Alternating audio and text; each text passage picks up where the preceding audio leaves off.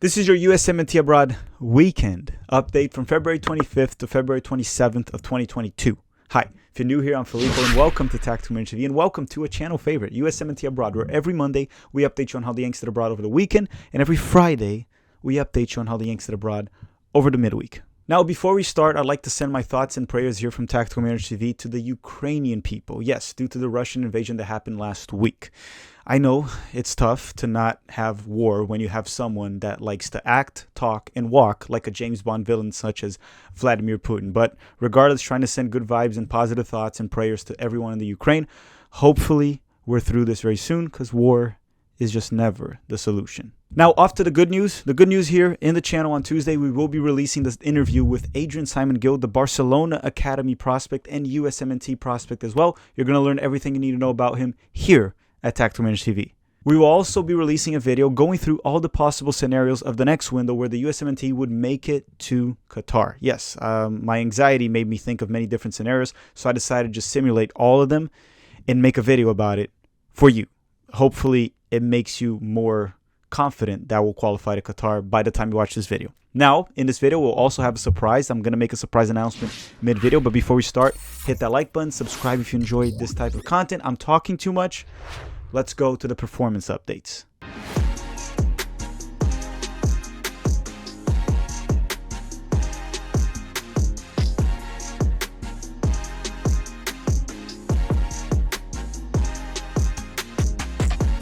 Alright, so before we start the performance updates, we finally have a transfer to talk about, and it's a coaching transfer. Jesse Marsch is likely, maybe already heading to Leeds United by the time you're watching this. This is being recorded on Sunday, and Leeds United should be announcing Jesse Marsch this Monday or early this week. Maybe by the time you're watching this, it is official. According to many reports, including Fabrizio Romano, it's happening. And this is another great chance for Jesse Marsch after somewhat failing at RB Leipzig. Now, not getting this to work out, this might be one of his last opportunities in a big league abroad. So hopefully Jesse gets this to work.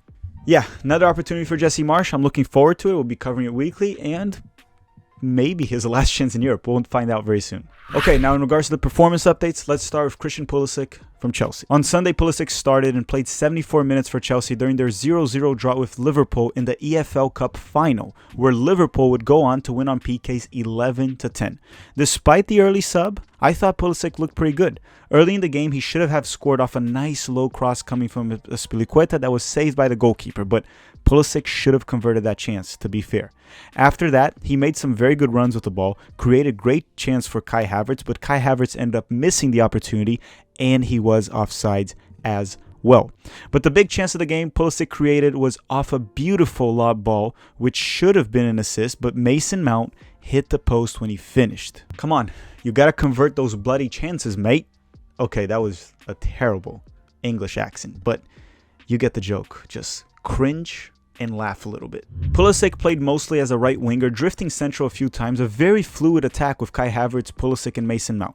Just seemed like they needed to be a little bit more clinical in front of the goal to get the result. Pulisic had 2 shots on target, 1 big chance missed, 27 touches, 57% passing accuracy, lost 2 of his ground duels, and won 1 out of 3 aerial duels. Now, the stats look bad, but he had a good performance. It's why I always say stats alone can be very misleading. Now, quick update on Weston Mckennie and Gio Reyna. They weren't available for their teams this week. Weston Mckennie, as we know, he could be out for the season. He's out for 8 to 12 weeks. Gio Reyna is expected to be back to training within the next 7 days or so. So probably next weekend he should be back to training, but that doesn't mean he's going to be back to playing. Next up is Dest from Barcelona. On Sunday, Dest started and went the full 90 minutes for Barcelona during their 4-0 win over Atletico Bilbao. Now, Dani Alves was back, so Dest played as a left back for this one, and he was once again very, very, very good, very solid in the game, right? Nothing super standout, but he played very well, which I'm loving every second of that, right? Remember when the rude Canadians said that Richie Ledezma was better than Dest? You know, Richie Ledezma, the guy that can't get minutes for Nottingham Forest. For this match, Dest had 124 touches, 95% passing accuracy, won 4 out of 9 ground duels, had 2 clearances, 1 tackle, and 1 interception. Also, Xavi did praise Dest once again. Another praise, that's probably the second week in a row. He even said Dest has what it takes to be a Barcelona player. Honestly, I'm pretty proud of Dest. He stayed, proved he's worth very quickly. So let's send also the thoughts and prayers to all the Serginho Dest haters. Next up is Tyler Adams from RB Leipzig. On Sunday, Tyler Adams started for Leipzig and played 59 minutes during their 1-0 win over Bochum in the Bundesliga. Now, Tyler played as one of the dual pivot central midfielders in a 3-5-2 formation. He was subbed off early with not such a great performance by him and Leipzig, but they got the 3 points and they're in 4th place, so they're back in the Champions League qualification zone as they should be. All right, now we're going to go by positions. We'll start the goalkeepers, but before I do that, here's the announcement. The Tactical merch store is now available online. It's just tacticalmanagertv.com. The link is on the description. Go get your Berhalter Ball t-shirt, Berhalter Ball hoodie, L3 is finished t-shirt, L3 is finished hoodie, Tactical Manager t-shirt, and we even have a Rude Canadian t-shirt in case you're Canadian. All right, so go check out the store. It's available, or don't check it out. Do as you like. The link is on the description. So let's start now with Zach Steffen from Manchester City.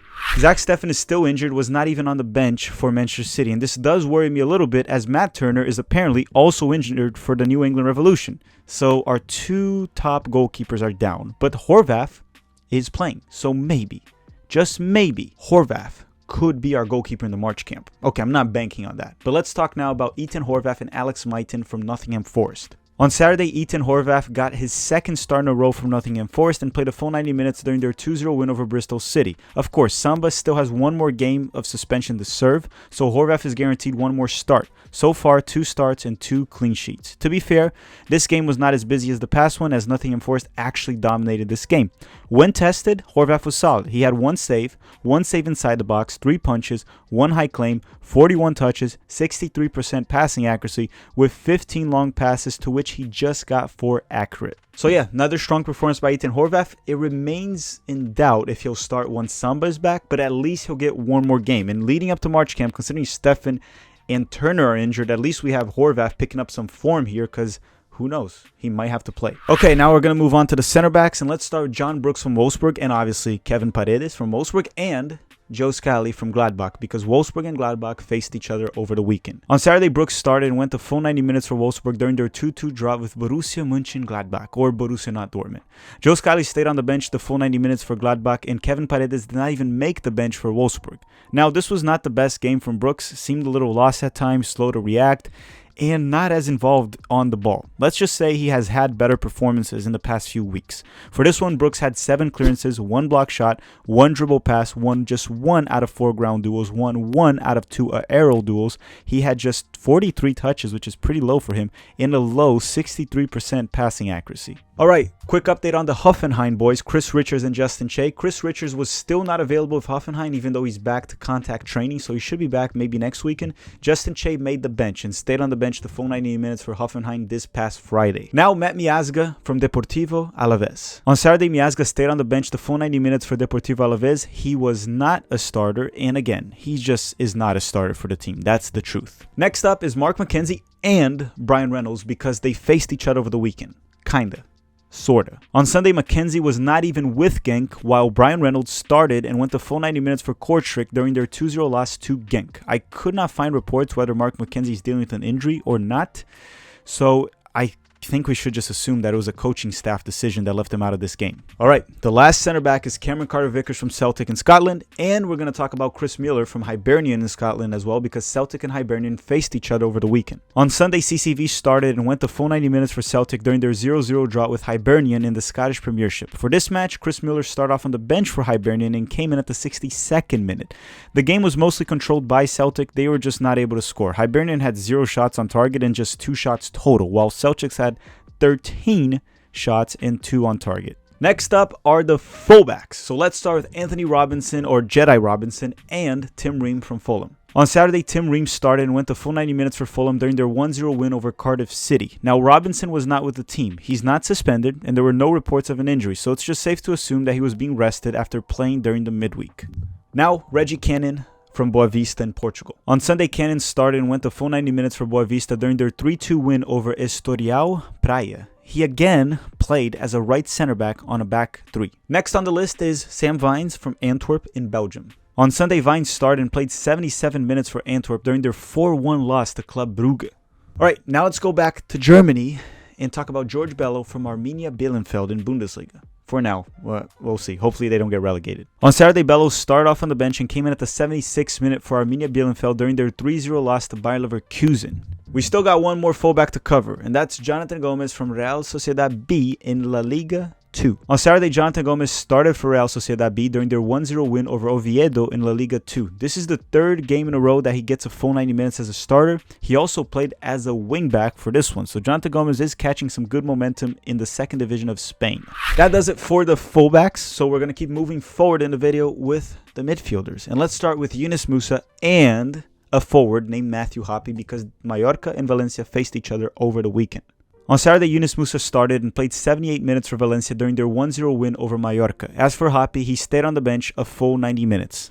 Again, I believe he played a full 100 minutes the entire season in La Liga. So he barely played a full 90, and we're over halfway through the season. But that's off topic. Matthew Hoppe staying on the bench the full 90 once again. Now, one important info for this game is Yunus Musah did play as a right wingback. Yunus Musah also had 50 touches, 69% passing accuracy, 1 key pass, won 5 out of 9 ground duels, and won all 3 of his aerial duels. Yunus Musah played 421 minutes out of 540 possible minutes in the past 6 games. That's pretty strong minutes, and what you want from a young player in a top league. Just for perspective, Matthew Hoppe, as I was talking about his minutes, he played a total of 105 minutes all season long in La Liga. I know part of the season he was injured, but he was still available for 13 games and only got 105, which is roughly a little bit over 1 game. So let's talk now about the Argentine-American Alan Sonora from Independiente. On Saturday, Alan Sonora started off on the bench for Independiente and came in at the 75th minute to save them and help them get a 2-2 draw against Boca Juniors, the Argentine Giants. He came in at the 75th minute and scored at the 80th to tie the game and help Independiente get 1 point in this match. Now the Venezia boys, Tanner Tessman and Gianluca Busio. On Sunday, Busio started and played 79 minutes as he was subbed off for Tanner Tessman during the Venezia's 3-1 loss to Verona. Busio played as a central midfielder double pivot in a 3-4-3 formation. Little spoiler right here, and keep it a secret because if you made it this far in the video, you deserve this spoiler. We might. There's probably a 90% chance that this will happen, that we'll have Gianluca Busio here in the channel next week. Alright? But don't tell anyone. Now, James Sands from Rangers in Scotland. James Sands stayed on the bench the full 90 minutes for Rangers once again. His minutes have been terrible lately in Scotland. So far, the move hasn't looked very good. The loan from New York City FC to Rangers. Let's hope he can pick up some momentum eventually. But early on, not looking very good. Now, Brenden Aaronson from RB Salzburg. And look, they didn't play over the weekend. They're back in the Austrian Bundesliga on Wednesday. But there is a couple things that I do want to talk about in regards to Brenden Aaronson before we move on in the video. Here's something I must address. Back in January, when the negotiations were happening between Brenden Aaronson and Leeds United, I said I did not like that move if it happened in January. 1, because I was not sure Bielsa would be there, right, in Leeds United. And 2, because I also said they could get relegated. To which some agreed, but many laughed at my take, saying that Leeds United would not get relegated and Bielsa wouldn't leave. Every season, he's just renewing it super late. He's not going to go anywhere. Now, Leeds United are very much in the mix of getting relegated, sitting just 2 points out of the relegation zone with 2 extra games played. So the risk of getting relegated is very much real, as I've said back in January. And Bielsa is gone earlier than I expected, but it happened. So you see, I'm not crazy. I was right about that for the most part. Now, yes, Jesse Marsch arriving could be good for Brenden, but again, would it be good for him if they were playing in the English Championship? Will Marsch stay if they are relegated? I still don't think it's a good move. There's too many uncertainties, and he can definitely get a better move during the summer. Now, Manuel Veth does not believe this transfer will happen, and I do want to report on this because this could be one of the reasons why the move to Leeds, even if Marsch is there and even if they don't get relegated, it might just not happen. So Manuel Veth believes it won't happen until Leeds resolves the money they owe Leipzig. Leeds is currently in a legal battle over an outstanding 21 million euros payment for Jan Kevin Augustin. So, you know, Leipzig and Salzburg, they kind of have the same owner. So this debt that they have with one another could be an issue. Now, Julian Green and Tim Tillman from Fürth in Bundesliga. On Saturday, Tim Tillman started and played 57 minutes for Fürth during their 1-1 draw with Cologne.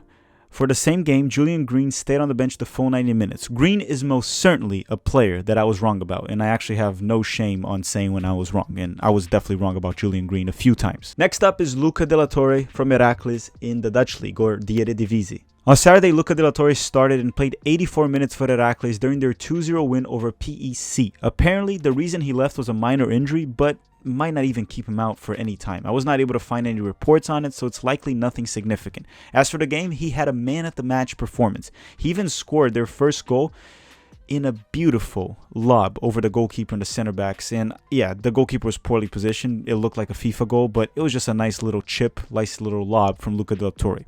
Luca did not only score a goal, he also had 43 touches, 82% passing accuracy, 5 key passes, 1 big chance created, won 3 out of 6 ground duels, and won 1 out of 2 aerial duels. Last but not least on the midfields, or midfielders, Duane Holmes from Huddersfield. On Saturday, Duane Holmes started and played 77 minutes for Huddersfield during their 2-0 win over Birmingham.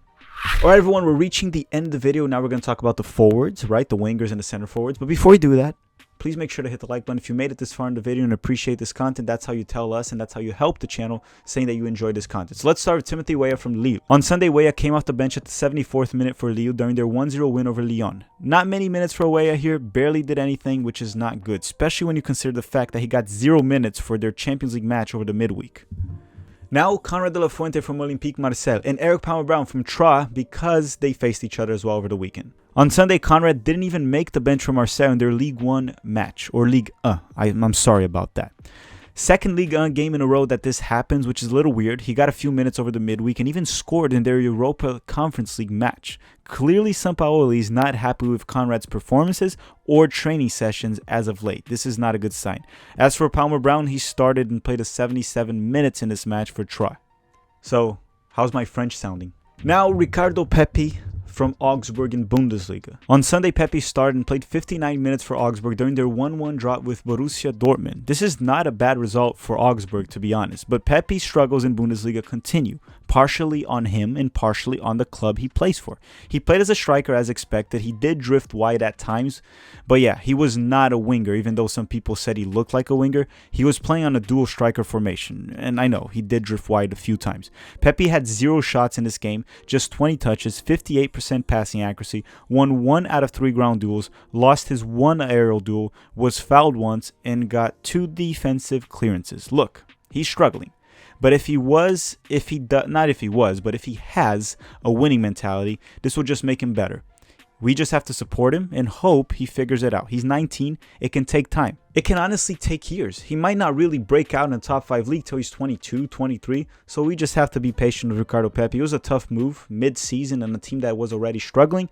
So him struggling is perfectly normal and perfectly acceptable for now. But he has to figure it out. Quick update on Nicolas Gioacchini. On Friday, he stayed on the bench the full 90 minutes for Montpellier. So next on the list is Josh Sargent from Norwich. On Friday, Sargent started and went the full 90 minutes for Norwich during their 2-0 loss to Southampton. He played as a right winger, looked more like a right midfielder as they were super defensive as always, so he barely had the ball. When it gets to him, it's usually just him trying to flick it sometimes also. It just doesn't look good. Yeah, I think it's safe to say that Norwich will get relegated. It's happening. They're currently sitting in last place. And honestly, Josh Sargent playing the championship might not be that bad for him. Alright, we got 2 more center forwards to talk about, and the first one is Pefok from BSC Young Boys. On Saturday, Pefok started and went the full 90 minutes for BSC Young Boys during their 3-1 win over Sion, and he did not score this time, surprisingly, and rare. Alright, next up is Christian Ramirez from Aberdeen in Scotland. On Saturday, Ramirez started and went the full 90 minutes for Aberdeen during their 1-1 draw with Dundee United. For the same game, Ian Harkes also played and went the full 90 minutes for Dundee United. Alright everyone, I want to thank you all very much for watching. Hopefully you enjoyed this update. There was good news, there was bad news, and also don't forget to check out the Tactical Manager merch store. The link's down in the description. And expect tomorrow, this Tuesday, the Adrian Simon Gill interview to be out. I want to thank you all very much for watching and have a great day.